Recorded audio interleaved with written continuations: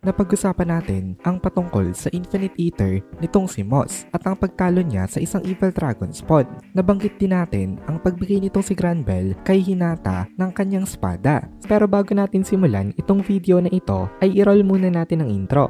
Hello everyone and welcome to my channel, ang inyong source ng Tagalog na Tensura Contents. Sa channel na ito ay pinag-uusapan natin ang mga nangyayari sa may Tensura universe. So without further ado, let's get into the video. So paano nga na-i-unlock nitong si Masayuki ang King of Heroes? Maaaring ito daw dahil sa kanyang anger nung nakita niya itong si Felgrind na sinaktan nitong si Feldway.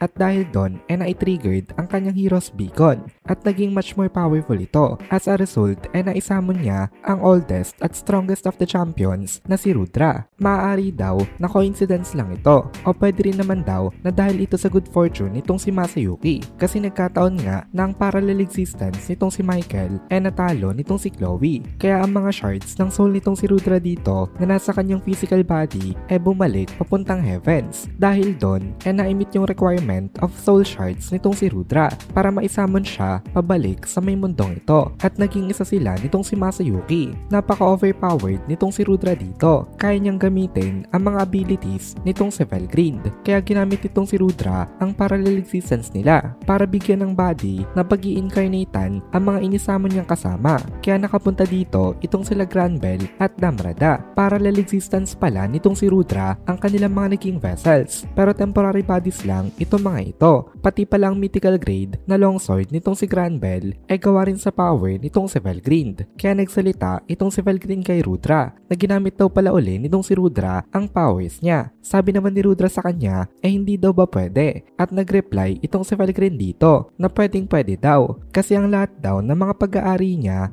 pag-aari din nitong si Rudra. Talagang napaka-loyal nitong si Felgrind sa kanyang partner. Nung nakita ni Feldway ang mga pangyayari na ito medyo sumakit ang ulo niya nang dahil sa galit kasi napaka-absurd daw ng powers nitong si Masayuki. Ito ang naging pinakang balance breaker sa kanilang situation kasi dahil dito nagkaroon ng advantage ang side nitong sila Felgrind. Nagsalita naman itong si Granbell kay Hinata. Sabi ni Granbell sa kanya maging thankful daw itong si Hinata dito dahil itong sword daw na ibinigay niya kay Hinata ibinigay lang rin daw sa kanya ng kanyang master na si Master Rudra Nazca. Napakalayo daw ng quality nito compared sa ibang mga espada. At since itong si Hinata daw ang i-inherit nito ngayon kailangan daw patunayan nitong si Hinata na talagang deserving siya. Itong sword pala na ito na mapupunta kay Hinata ngayon kay Rudra talaga dati. Inipasa ito nitong si Rudra sa kanyang disciple na si Granbell. At ngayon naman ipinasa naman ito nitong si Granbell sa sarili niya namang disciple na itong ang si Hinata.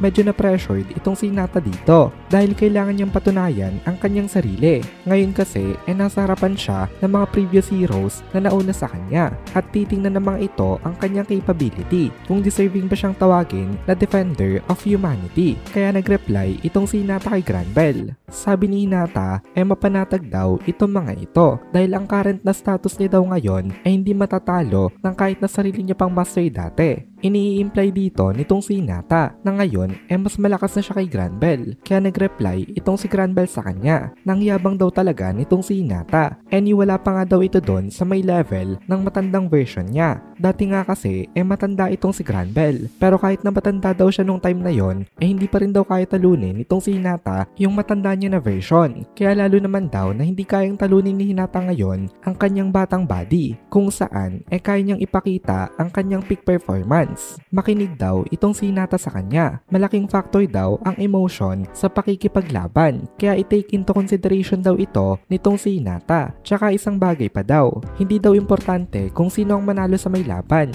Ang importante daw kung sino ang magbe-benefit sa may outcome ng magiging battle. Kasi meron nga tayong kasabihan na I lost the battle but I won the war.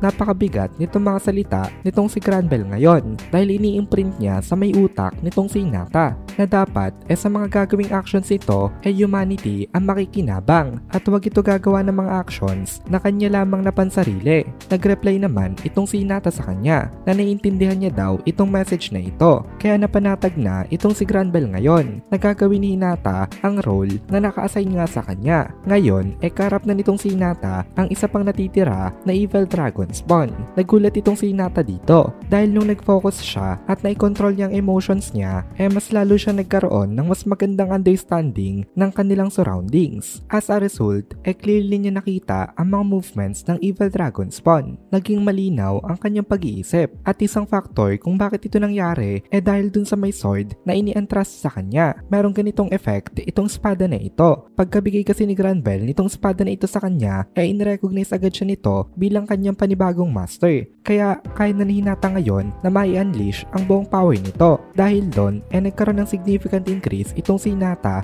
sa kanyang existence value. Furthermore, nawalan nga ng worries itong si Hinata dahil sa pangangaral nitong si Granbell sa kanya. Kaya higit na mas malakas na talaga siya ngayon compared kanina. Dahil nagsalita itong si Granbell. Sabi ni Granbell, nakakapanghinayang nga daw at hindi pa rin nagiging ganap na hero itong si Hinata. Pero kung titingnan natin yon on the positive side, magandang bagay nga yon kasi hindi pa nga siya nagiging hero pero meron siyang possibility na maging isang ganap na hero. Kaya naisip nitong si Hinata dito na papatunayan niya ang kanyang sarili sa mga heroes na ito. Sabi ni Hinata sa may Evil Dragon Spawn, tatapusin niya daw ito in an instant. Ito ang kanya naging pinakapaalam sa kanyang kalaban. After nun, ginamit niya ang kanyang atake na True Slash. Sa atake na ito, hindi man lang na-realize ng Evil Dragon Spawn na nahiwa na siya nitong si Hinata dahil sobrang dami na ng hiwa na ito. Katulad na nangyari sa may ginawa ni Granbell sa isang Evil Dragon Spawn, nag-disintegrate din itong kalaban nitong si Hinata.